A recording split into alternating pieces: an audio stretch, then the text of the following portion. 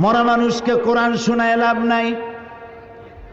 আল্লাহর নবী বলেছেন, মুমূর্ষ ব্যক্তির কাছে বসে কেউ যদি সূরা ইয়াসিন তেলাওয়াত করে তাহলে আল্লাহ রাব্বুল আলামিন মুমূর্ষ ব্যক্তির মৃত্যুর আযাবকে কমাইয়া দিবে।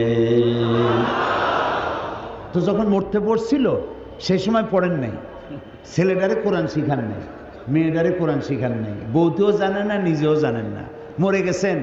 মৌলভী সাহেবদের মৌলভী সাহেবদেরকে আনিয়া, ভাড়া বললাম না, শব্দটা বেয়াদবি হয়ে যাবে, তাদেরকে নিয়ে আসছেন, আনার পরে ওনারা তেলাওয়াত করলেন। এখন বোঝে ওরা তো ছাত্র মানুষ, হেফজখানা থেকে 20 জন ছাত্র নিয়ে এসছেন, ছাত্র ছোট মানুষ। ওরা তেলাওয়াত করতে গিয়ে যদি মনে মনে ভাবে যে যদি 1000 টাকা দেয় তাহলে ভাগ্য পাবো, 25 জন আসছি, 50 টাকা না 60 টাকা, ওই ভাগে কত পাবে সেই চিন্তাও করতেছে, তেলাওয়াতও করতেছে। তো সে যখন ভাগে পাবে কত এই চিন্তা করে তেলাওয়াত করতেছে, আল্লাহর কসম কোনো সওয়াব হবে না। তো কোনো সওয়াবও হইল না, মুদ্দারেও শুনল না, মেহনত বরবাদ, গুনাহ লাজেম, কোনো কাম হইল না।